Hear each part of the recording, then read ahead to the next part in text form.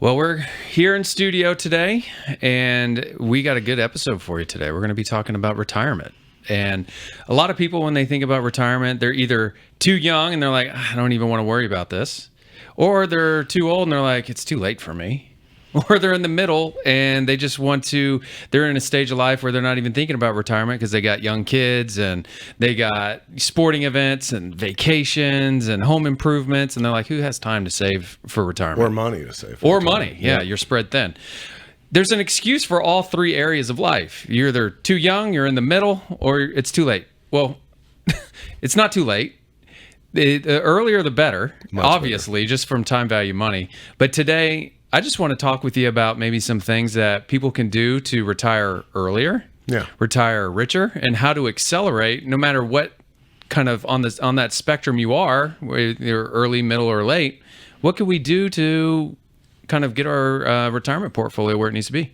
Yeah, I know we're saying it's not too late no matter when, and it is not too late, but the time value, we need to discuss the time value of money and the power of compounding, right? Yeah. So if you can put away $1,000 when you're 30, that's it, versus putting away $1,000 when you're 50.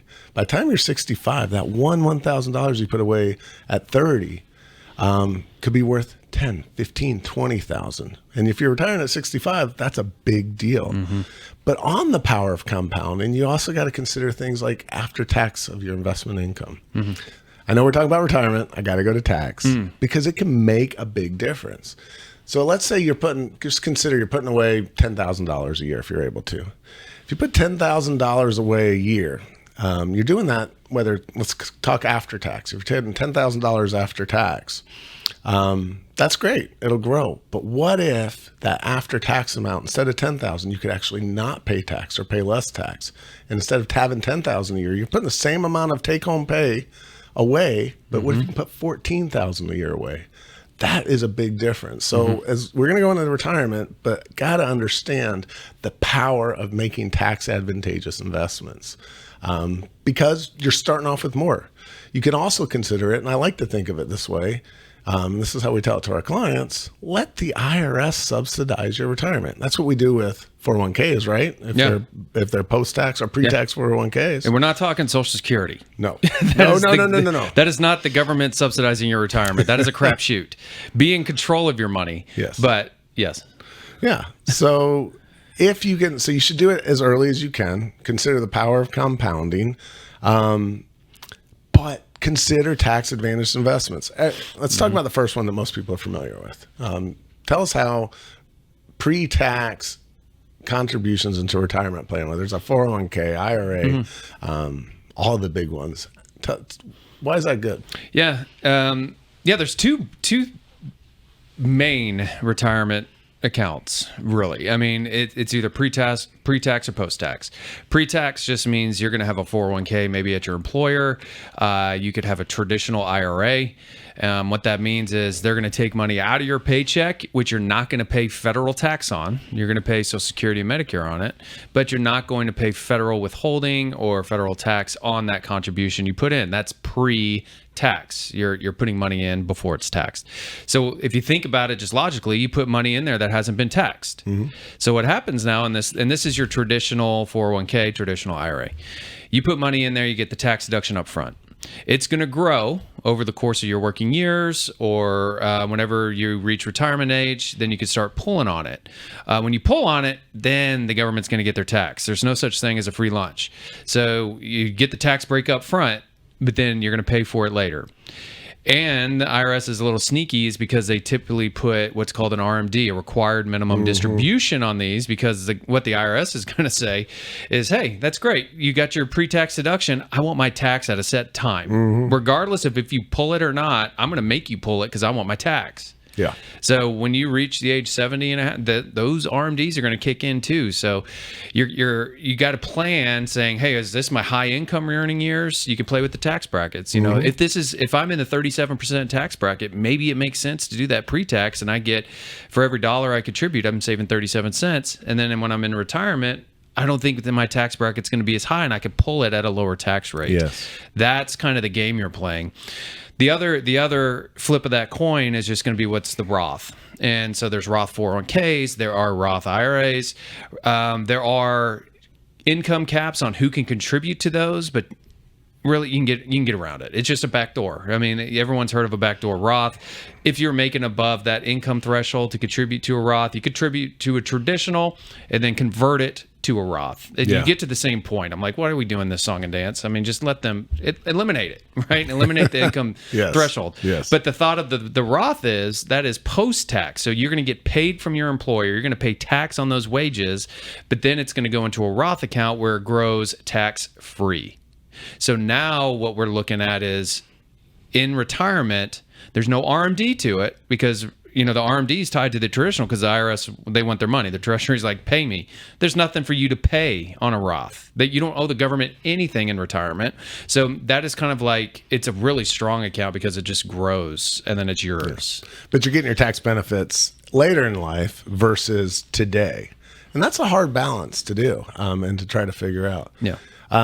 We should talk about different kind of retirement accounts, but then get into other areas. Like using retirement accounts in quote unquote qualified money is not the only way. And honestly, it's not the best way always for you to grow your financial freedom for retirement. It's not.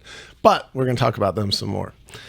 In Kevin's example, if you do the pre-tax one, you get more money to invest that will grow longer. So when you consider the power of compounding, if that's the only thing you're looking at, you're much better doing pre-tax.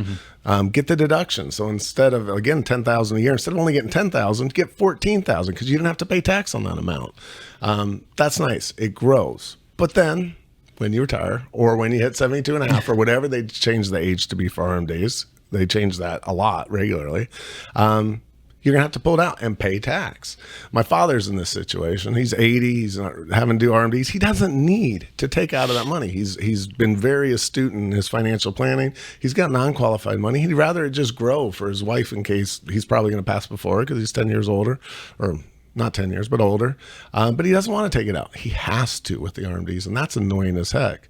What we've done with a lot of our clients, and I love this when we can do it and plan it right. I mean, the facts have to set up right, but use the pre-tax accounts, grow the heck out of it.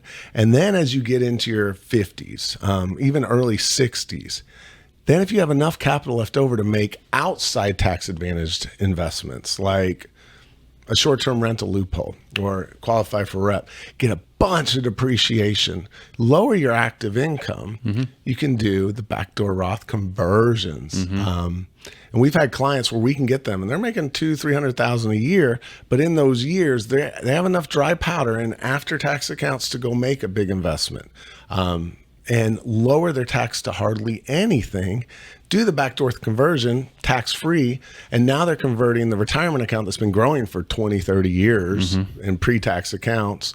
When you do that, when you convert it into a Roth, the IRS lets you do it, but they make you recognize as taxable income the amount that you convert that year. But if you can do that in a year where you have a tax deduction or big tax deductions, you could do that tax-free. And then you get the best of both worlds. You get the deduction on the front end, you get it into a Roth, and when you retire, you don't have RMDs, and you get to pull it out tax-free whenever you want, however you want. It's a beautiful, beautiful plan. That's a great strategy, and a client story of one that failed because they did it without talking to us first. They pulled a bunch of retirement money out early, got the penalties, which the penalties you cannot reduce with tax planning. That's below the line of all the deductions. So it's going to calculate on a tax return, it calculates your tax, then it calculates penalties below it. So any tax planning, if you take money out of a retirement account early, normally, unless there's some exceptions, but normally you're going to get hit with a 10% penalty. So this person wanted to buy a rental property and we were going to tax plan with it. I mean, there's nothing wrong with that. They took a substantial amount, like more than they needed to on the down payment. It was like $400,000 or $500,000 out of a retirement account. So they tipped $40,000 to $50,000 because they took that 10% penalty, and they were shocked that we couldn't eliminate the penalty with the depreciation on what they purchased. You paid zero income tax. I mean, it's very clear, or it was very little. They were like in the first two tax brackets, and even with the distribution, because they bought the multi-million-dollar property, but they've generated so much income. We were able to eliminate it on a taxable income standpoint. But you can get rid of that penalty. The penalty still, so we're like, hey, you owe like $10,000 in tax, but you owe like $50,000 in penalties. And they're like, what? I owe 60 grand? I was, you could have done this a little better. Right. I hate when people tap into the retirement accounts early unless it's kind of you're just, especially right now. I had a consult with a client yesterday and they're going through the same exercise. They're like, I have $1 million in a Roth or $500,000 in a 401k. I got 70 in liquid cash. Where am I pulling from? And I'm like, well, right now the markets are low. Yeah. You learn in finance, you buy low, sell high. You don't sell low. So if you're going to liquidate some of these retirement accounts when the market's low, you're losing a lot of purchasing power in the future because those accounts are likely going to recover depending on what you're invested in. So you don't want to cut your knees off and just limit where your account can go. So you're really stunting yourself in this market right now if the market is low to sell and pull that money out, then tip and then pay the penalties, and all that. So it's kind of, you got to be smart with your cash on how we do this, but it's a great strategy to actually generate penalty-free taxable income if you can, and then offset it. So before we move off the topic of retirement accounts, we've heard of IRAs, we've heard of 401ks. Those aren't the only retirement accounts out there. As a matter of fact, there's a whole bunch of different kinds of IRAs and 401ks. You got your Roth 401ks, your regular 401ks. You got your self-directed 401ks, which a lot of our clients do, self-directed IRAs. Then you have self-employed pension plans. Those are nice. You can, instead of only being able to put away $6,000 for an IRA or $24,500 for a 401k, you can put away $60,000, I think, in 2025. It goes up a little bit each year. You're able to put away a lot more. This is powerful when people haven't been retired or putting much away in their retirement accounts, but they're finally getting their mojo on in your 40s and your 50s, finally starting to make some good disposable income. That's when it's great if you can put away more and then do the backdoor conversion when you can. But then there's also the cash balance plans, man. Those are awesome for people who are like, honestly, in my situation, where I wasn't making much. We were building this business. Everything we made, we poured back into the business. Didn't have any disposable income from over a decade. Then you have disposable income, but I'm already 50. Can you believe I'm turning 50 this year? 50. I need to grow my retirement funds. You can do something called a defined benefit plan or cash balance plan. And it allows, we've had clients put over $400,000 a year where they get a $400,000 tax deduction in 1 year and put that contribution in. And then they can retire. They do that for 4 or 5 years. I got $1.5 million maybe, or $2.5 million in a retirement account that grows tax free. So all retirement accounts aren't the same. If you go to a financial advisor and they prescribe one thing for you and one thing only, go to find a different financial advisor. Find out the different options that you have. Not everyone's eligible for all these different accounts, but some are. There's going to be one out there that you're eligible for. And those are a powerful way. The IRS, the tax law allows you to grow your retirement account. But now is our transition. I don't always love that. You get in retirement accounts, generally you're stuck in Wall Street. Not a bad place to be in, but I don't think you should be there with all of your funds, right? When your money's in a qualified retirement account, your hands are cuffed. There's only so many things you can do. Yes, you can get self-directed. Yes, you can do a rollover business startup, but your hands are still cuffed. If you had enough dry powder outside of it, you might be able to make more money. And better yet, you can tax plan with your non-retirement account money. So if I go buy an asset that's going to grow over time, but I buy it with my retirement account, say I do a self-directed, but I'm paying high tax because we're making decent money at the firm now. I can't use that money to lower my tax. But if I have outside money, not in a retirement account, I can go buy oil and gas, reduce my taxable income, reduce my W-2 income. If you get a good investment, and that's the trick, right? If you're going to invest money, you got to find one that's going to grow. You can do lots of tax planning, but if you buy an investment that goes down, it was a terrible idea. Great tax idea, but worthless, horrible idea for your personal financial situation. So let's talk about some tax advantage investments outside and why that's powerful. Yeah. And there's also other strategies if you're self-employed, to kind of piggyback on that set. But if you want to retire richer and you have children and you want to hook them up, you can set up a Roth for your kids and you put very small amounts in there. And by the time they're 40, 50, they're millionaires. Yes. Compounding over 40 years. And they can come out tax-free. Yes. I love that. So just a small little something I want to throw in there.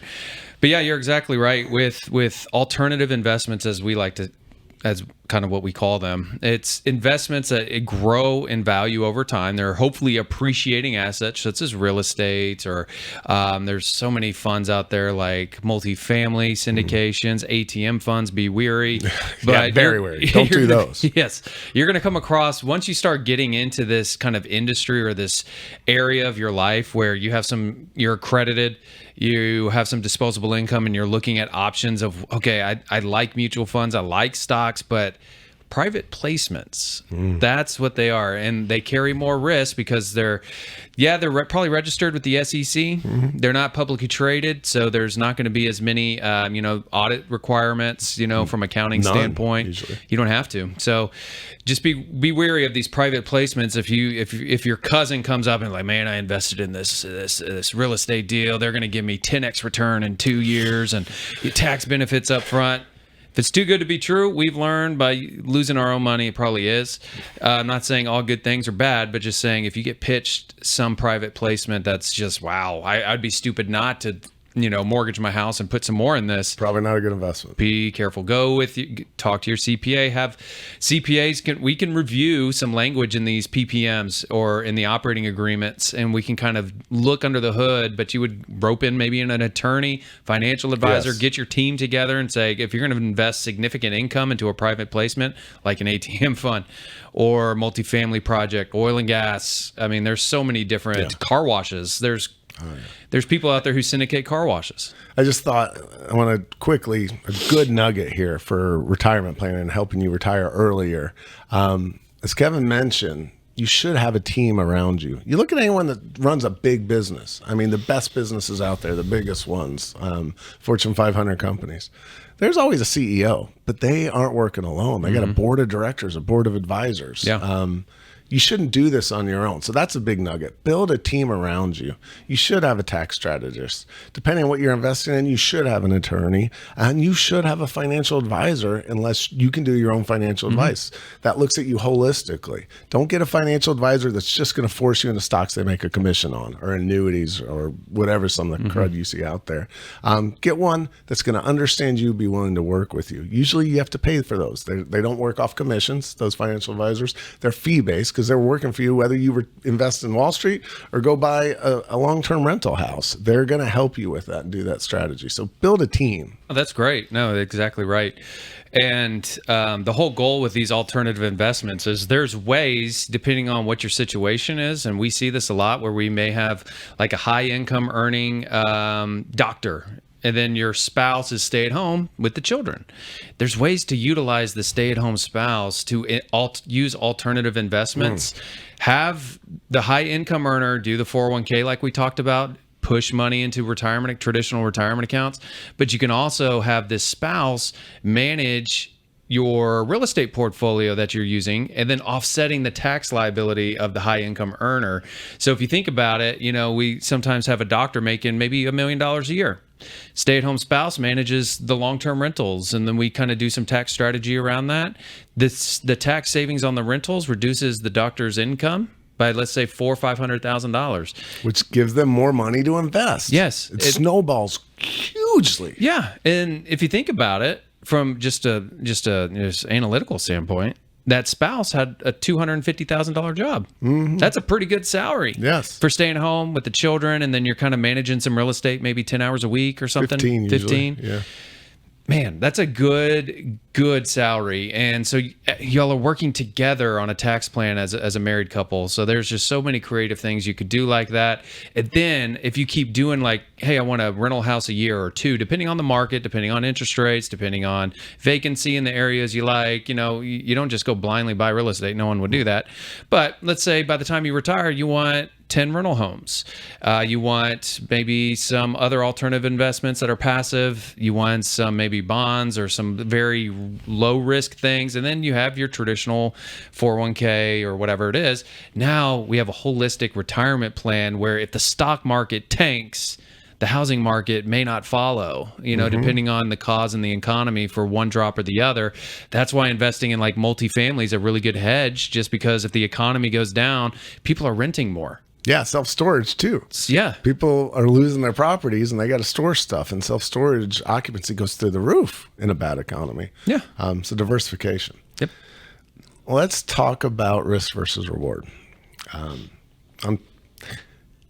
I hate taking, well, I don't hate taking risk as much as Kevin does, but the older I get, the more I don't like risk, right? You work hard, you don't want to lose your stuff. But if you don't take risk, you're not going to get some reward. What I would consider every one of our friends or clients that I would consider wealthy, they have taken serious risks, smart risks, mitigated risks, well thought out risks, not just. You took a risk to start the firm. Yeah, I pulled out all my 401k. I paid the penalties. That's a big risk. I was dead broke, brand new marriage with kids, and we spent everything. We had nothing. I even had my father had to help me a few years so we could make a mortgage payment. But it paid off. If you don't take the risks, then be okay with just a 401k and Social Security. Yeah, but risk, you got to decide to do it. It's a hard decision to make. You got to do it smartly. Don't risk stuff that you can't afford to lose. If it's going to change your life or ruin your life, don't risk. And you're probably going to lose some if you're taking risks. Mm-hmm. But over time, you learn from those losses. Mm-hmm. Over time, you'll probably get some good hits. That being said, I mean, we have clients that take risks all the time and never get a hit, right? Mm-hmm. They probably should build a better team. And usually those people don't have a team. Risks are necessary if you want to reward. You want to retire faster, take some. But how do you mitigate your risk, Kevin? How do you decide what risk is worth taking? What is a wise risk? God calls us to be good stewards over everything He's provided us. You're risking money. But tell me how you determine risk in your personal investment portfolio. Well, I'm different than you. Yes, you are. My risk assessment level is a lot lower. I am really big on the long game. You know, I think getting rich quick is not a thing. I mean, sure, it does happen. Bitcoin happens. GameStop happens. I knew about them early on, and that's the downside of kind of my risk tolerance is I likely would never get in on it because I'm like, this is bunk. This is too, whatever. I know what I'm doing is tried and true. I'm just going to invest in U.S. based securities that I believe in, mutual funds. So I do play with some risk though. Like I don't just, but what I do is I have a brokerage account that's liquid, where it's not a retirement account, it's a brokerage account. And then I spread, let's say I'm going to invest $30,000. I would take $1,000 30 times and invest in 30 different mutual funds that I like semiconductors, utilities, communications, retail, even some international stuff in there. I will literally break it into 30 funds if possible. Gold and silver funds, whatever. I mean, just mutual funds. And a mutual fund is even more diversified because I'm going to invest in a retail fund. It's going to have Target, Walmart, Lowe's, all these other companies in there. So they're breaking out my $1,000 investment even more, but I'm spread across these different industries. Mm-hmm. So and then I just keep pumping into that at that ratio. I mean, it's not going to be 30 funds, but it would, I would find 10 to 15 good targets I like, spread it thin, and just keep going and invest. Because I believe in America, and that's what that strategy does. Yes. Is I believe that Target will be around, Walmart will be around, AT&T will be around. I believe these are big companies, and if the American economy is moving forward, these companies are going to move forward with it. Google, Apple, the big companies in our country, I believe in them and I invest in them. Yeah. So that's kind of my tried and true. But you're not just investing in one stock. Like, if people would have thought that about Kodak in the 90s or late 80s, right. I'm going to put everything in Kodak. It's going to be around for 30 years. Well, that's the mutual. That's what the mutual fund. Like, if Walmart goes under, I'm invested in a retail fund. I still have Target. Do you pick any other like individual stocks, or how do you don't. No, you do. I don't. I just like the mutual fund. I could just because it's safe. Okay. And I'm not going to hit the home runs, but I'm going to hit some singles and some doubles, and that's okay with me. But where I take my risks are in the business. Obviously, when you're self-employed, that is enough risk for me already. Especially with a partner like me. Yeah, you stress me out. But yes, I take a lot of risks in the business, thanks to you. But also, we invest into oil. We started our own oil fund. The oil is very risky, so that's kind of my risky side. Ty and I, my wife, we love real estate as well. We want to get into some real estate. So I got my tried and true singles and doubles. Oil's kind of like my home run, but I'm getting tax breaks on it. I want to get into some real estate, which is kind of like a double, I would say, in baseball terms. That's kind of a double, triple. So you're taking a relatively low risk strategy. Mm-hmm. But I play especially with through some risk in the diversifications. business and oil. That's Right. kind of my risks. But when you're investing outside of the mutual funds, you're investing in tax advantaged investments, which is allowing you to invest a lot more Yeah. than you would be investing otherwise. The oil and gas saved. I mean, it saves a lot. It saves a lot on our taxes. Yes. We're investing in an appreciating, hopefully, investment that's going to send back some return. You know, we're already seeing some good returns Yeah. from one operator at least Yes. in our fund. And but they're all ahead of schedule. But and they're ahead of schedule. So. Yeah, in our oil fund we have 4 operators, and then because we diversified. So that made me easy. I would feel uncomfortable investing $100,000 with one operator. I'd be like checking all, Yeah. But I can kind of relax a little bit. It's okay. But yeah, we do a lot of personal stuff too. Just like we have 3 kids, and when we have our church is expanding, so we're giving to that. And so we want some capital money today to do what we want to do with it, but we see the future. So if I could summarize your investment strategy, and you're 41 years old, it's going to change over time.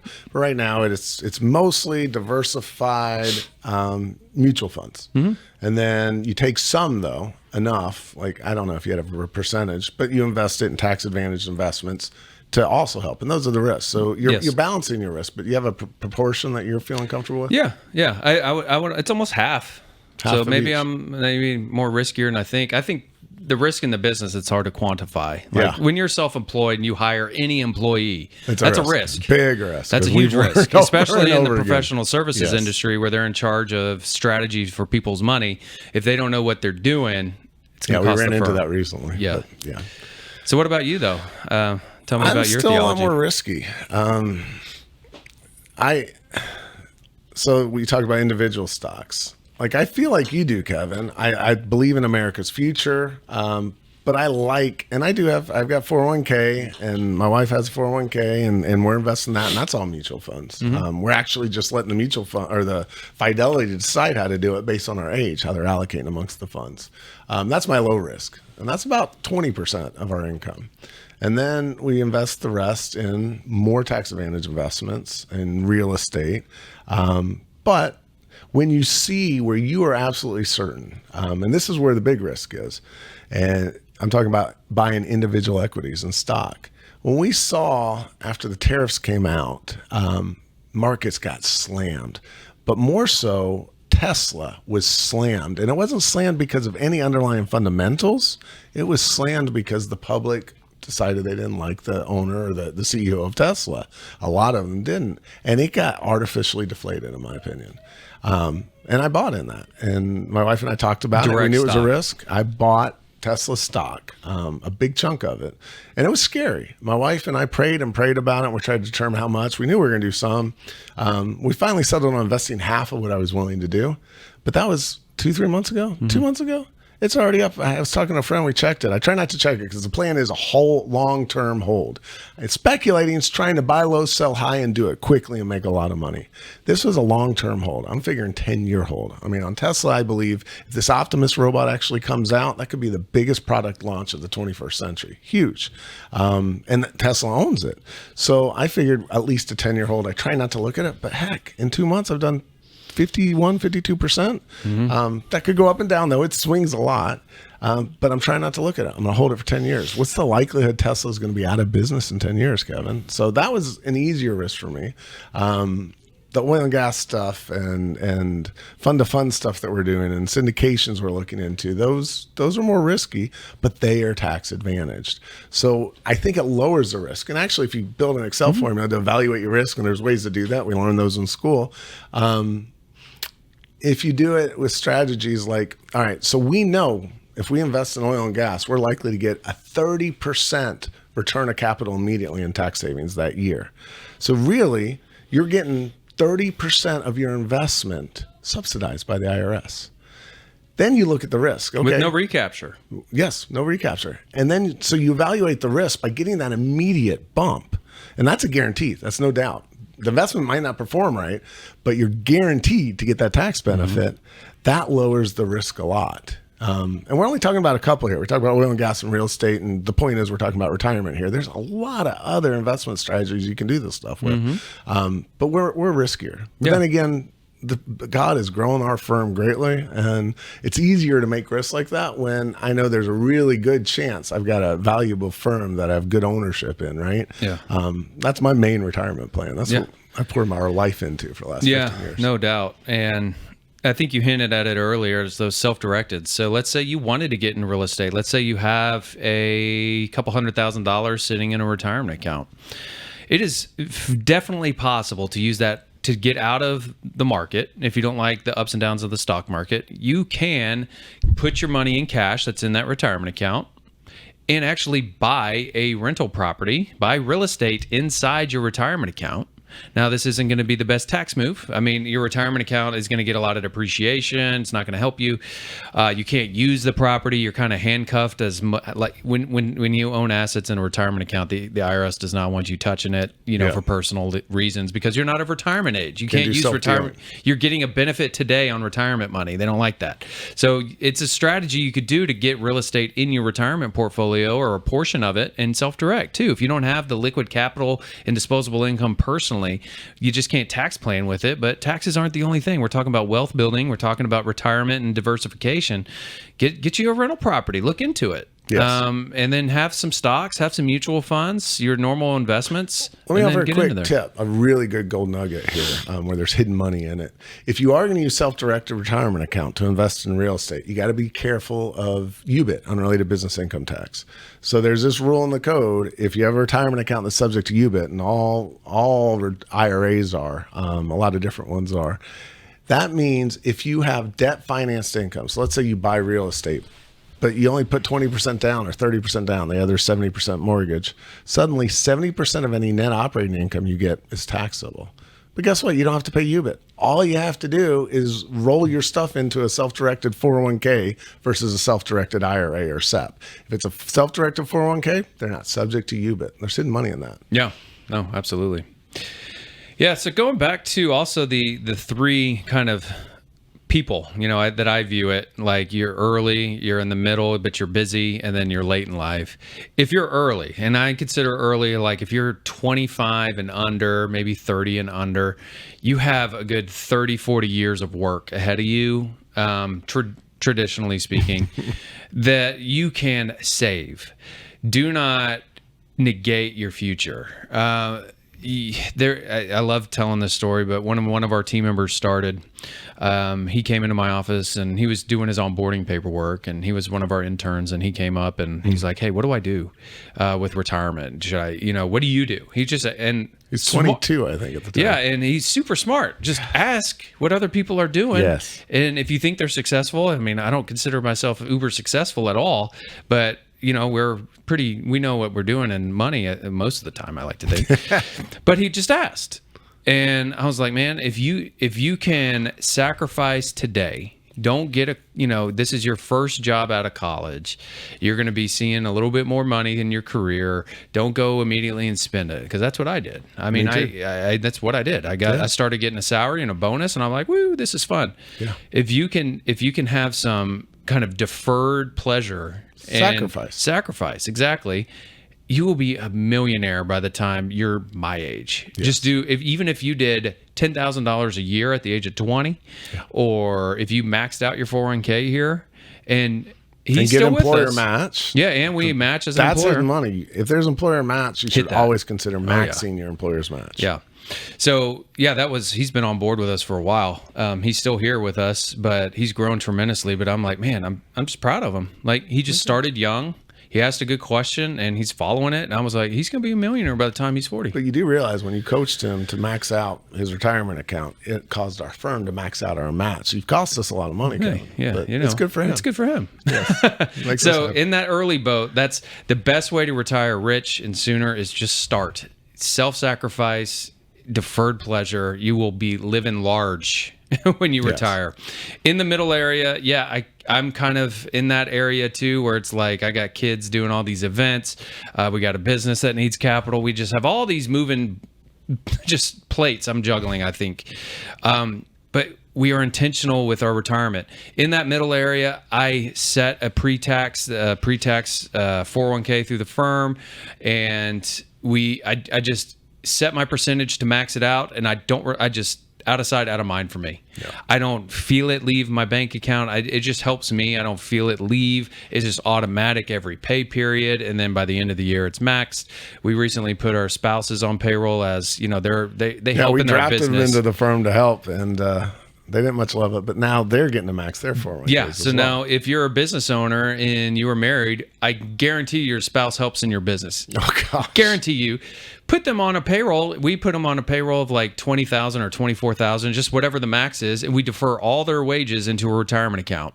So now Mike and I are maxing out our retirement, and then our spouses are too, and it's all deductible. It's all salary because they are helping in so many facets of our business. And so that's another little trick if you're self-employed. But in that middle area, just try to set everything up as automatic, adjust your personal budgeting to account for it, but don't negate it either. I know it's hard. I know it's busy, but and you're still sacrificing. Yourself. Not as much as we were sacrificing 15 years ago, or you were. Yeah. But you're sacrificing. Yeah. So sacrifice is an important part. Don't be scared to take risk, but make sure you're taking smart risk and sacrifice.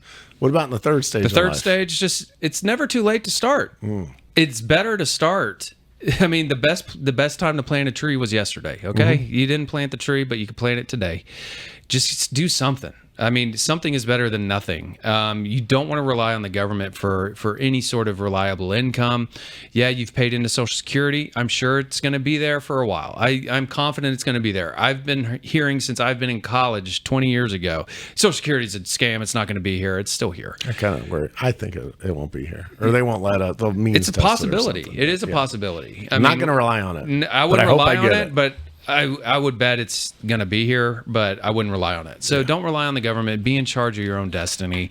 Even if you're chunking away a few $100s a month into some investment, some growth, something you're not touching, that's always the temptation. That's what retirement accounts are good for, is it eliminates the temptation of you going to the bank and getting your money out. It's because it's so hard to get your money. You got to fill out paperwork to draw early. You're going to get penalized and taxed. They make it hard for you to access that money on purpose, because you can't just go to the bank and start drawing on your retirement account, right? So just do something. Just start. Get with a CPA, get with a financial advisor, and say, hey, I'm behind. What can I do to put myself in a better position? But as your earning potential, the time you have it, decreases. So the older you get, when you know you're not be able to work less or work as much as you had. When you're 30, you got 30, 40 years ahead of you.